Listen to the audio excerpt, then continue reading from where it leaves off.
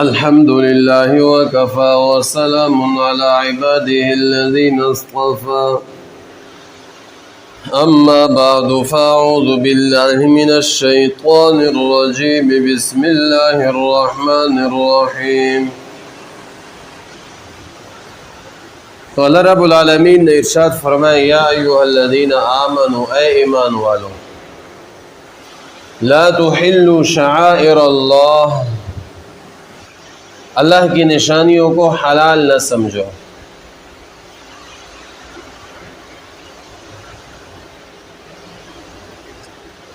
شاعر شاعرہ کی جمع جیسے پہلے بتایا، اور اس سے مراد اللہ کی نشانیاں کیا اس کو دیکھ کر اللہ یاد آ جائے، اس کو دیکھ کر اللہ یاد آ جائے۔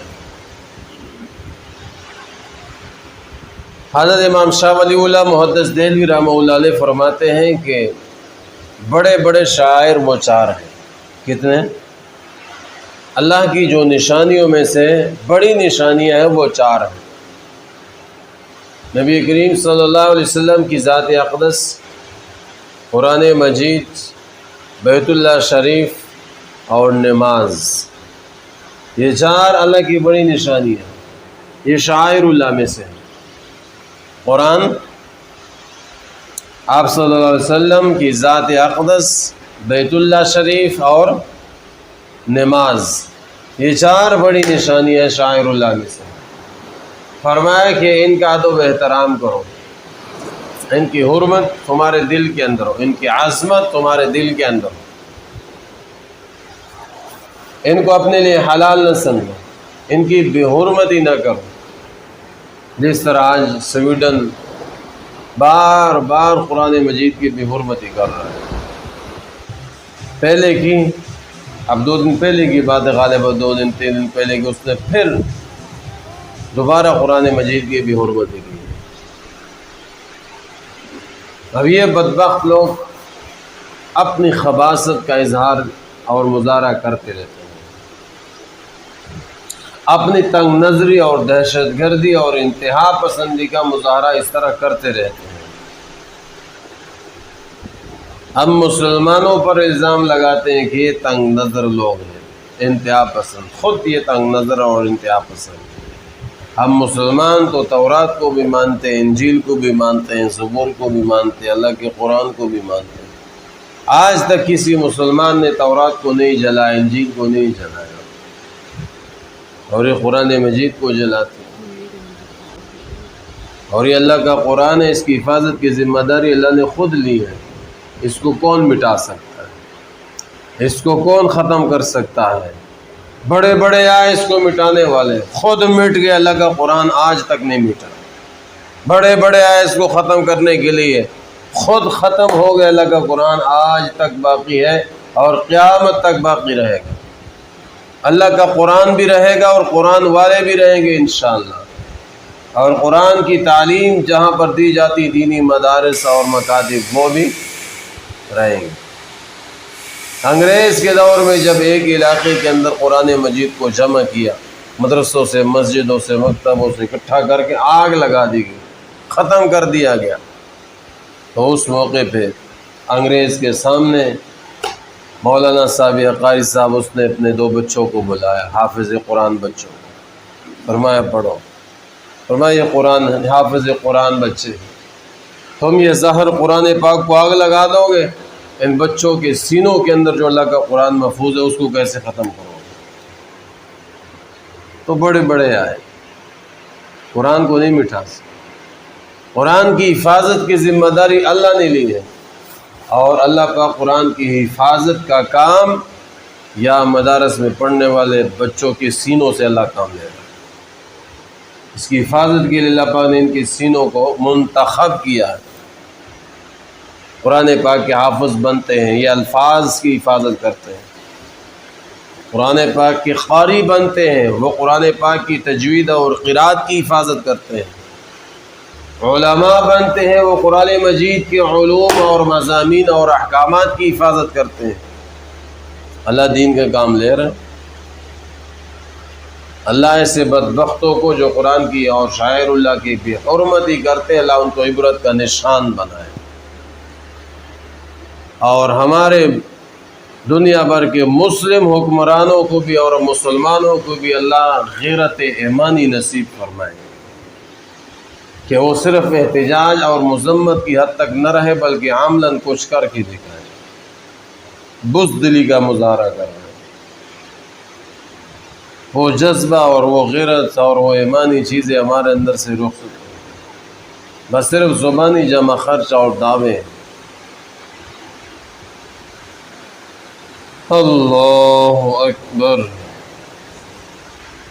میرے معزز سامعین، اللہ رب العالمین کے تمام احکامات بھی شعائر اللہ کے اندر ہیں۔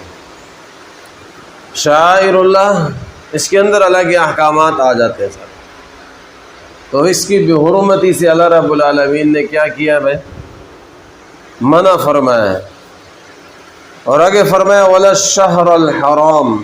شاعر اللہ کے اندر صفا مروہ بھی ہے، خود اللہ نے فرمایا وہ ان الصفا والمروہ من شعائر اللہ، کہ صفا مروہ وہ شعائر اللہ میں سے ہے۔ اس طرح اور بھی بہت ساری چیزیں ہیں کہ جو شعائر اللہ کے اندر آتے ہیں۔ وَمَن يُعَظِّمْ شَعَائِرَ اللَّهِ فَإِنَّهَا مِن تَقْوَى الْقُلُوبِ، اور فرمایا کہ اللہ کے ان شعائر اللہ اور ان نشانیوں کی عظمت وہی آدمی کرے گا، وہی آدمی جو ہے نا اس کی کرے گا جس کے دل کے اندر تقوی ہوگا، اور جو اس کو بے حرمتی کرے گا اور ان کی تعظیم نہیں کرے گا تو سمجھو کہ اس کے دل کے اندر تقوی نہیں ہے۔ وَلَا الشَّهْرَ الْحَرَامِ، اور اسی طرح فرمایا اور نہ حرمت والے مہینے کے، یعنی اس کو بھی اپنے لیے حلال نہ سمجھو۔ جو حرمت والے مہینے وہ 4 مہینے ہیں، رجب، ذوالقعدہ، ذوالحج، محرم، 3 مہینے لگاتار ذوالقعدہ، ذوالحج اور محرم، اور چوتھا مہینہ رجب کا۔ یہ 4 مہینے عظمت والے، حرمت والے ہیں۔ اسلام سے پہلے بھی ان 4 مہینوں کی حرمت تھی، اس کا عزت، اس کی عزت احترام اور اس کی عظمت لوگوں کی دلوں میں تھی کہ ان 4 مہینوں کے اندر وہ قتل و قتال نہیں کرتے تھے، لڑائی نہیں کرتے تھے، جنگیں نہیں کرتے تھے۔ تو اس لیے ہمیں بھی یہ حکم ہے کہ ان 4 مہینوں کی کیا کرو؟ عزت کرو، اس کی حرمت، عظمت تمہارے دل کے اندر ہو۔ اور اگر کافروں کی طرف سے ابتدا ہو جنگ کی تو پھر تم بھی دفاع کرو۔ وَلَا الْهَدْيَ وَلَا الْقَلَائِدَ، اور یہاں پر یہ جو حرم میں قربان ہونے والے جانور، اور اسی طرح جس کے گلے کے اندر پٹا ہو، یہ رسی ہو یا کوئی ہار ہو، نشانی ہو کہ یہ قربانی والے جانور ہیں، تو اللہ کی راہ میں قربان ہونے والے جانوروں کی بھی کیا کرو؟ احترام کرو، ان کو ایذا نہ پہنچاؤ، ان جانوروں کو تنگ نہ کرو، ان کی عظمت اور حرمت بھی تمہارے دل کے اندر ہو کہ یہ وہ جانور ہیں جو اللہ کی راہ میں قربان ہونے کے لیے جا رہے ہیں۔ وَلَا آمِنَ الْبَيْتَ الْحَرَامِ، اور نہ حرمت والے گھر کی طرف آنے والوں کو، یعنی بیت اللہ شریف کی طرف جو لوگ حج اور عمرہ کے لیے جا رہے ہیں تو ان کو بھی دوران سفر ایذا اور تکلیف مت پہنچاؤ، بلکہ ان کے لیے راحت کا سامان کرو، ان کی خدمت کرو، ان کا ادب و احترام کرو۔ یبتغون فضلا من ربهم ورضوانا، جو اپنے رب کا فضل اور اسی کی خوشی ڈھونڈتے ہیں،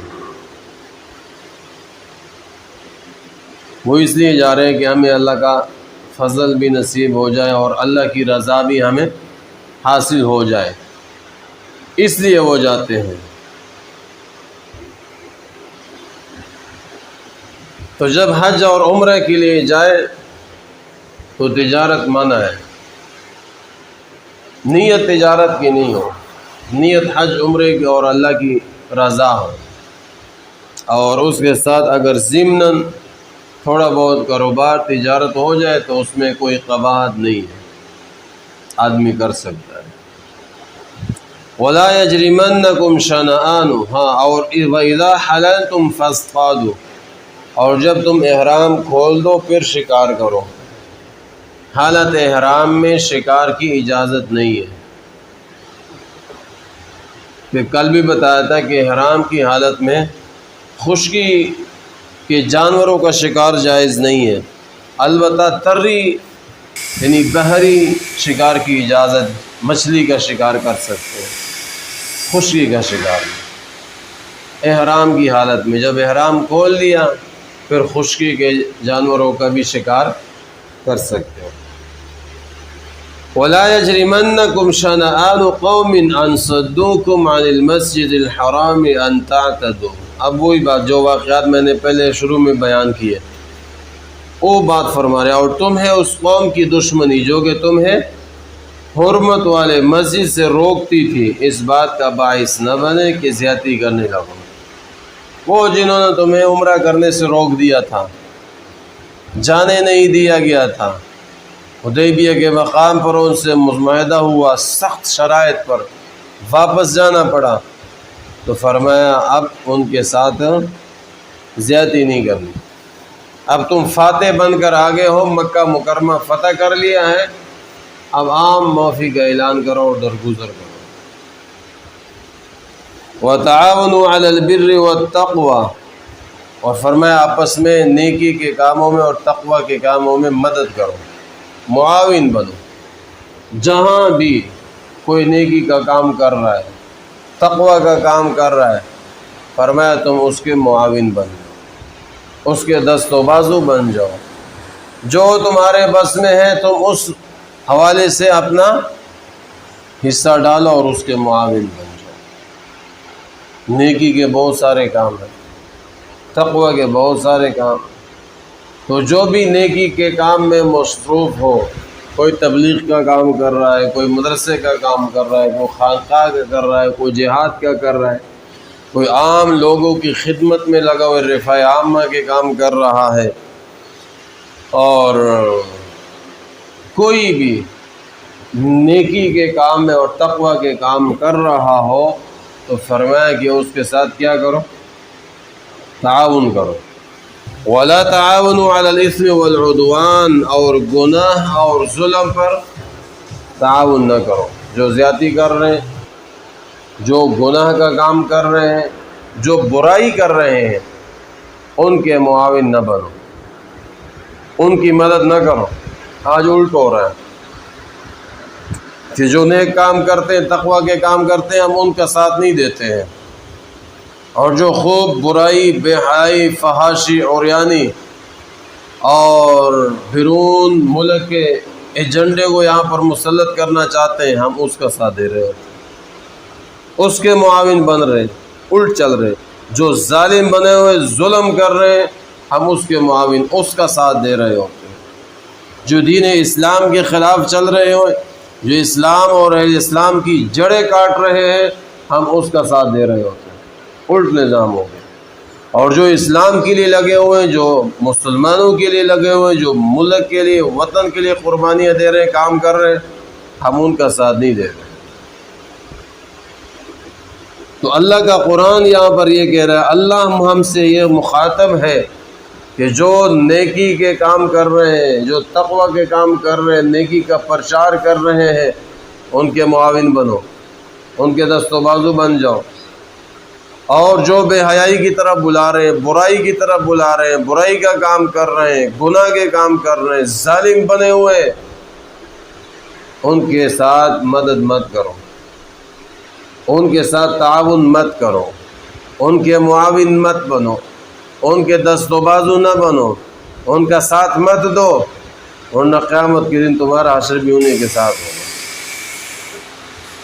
جو حشر ان کا ہوگا پھر وہ تمہارا بھی ہوگا۔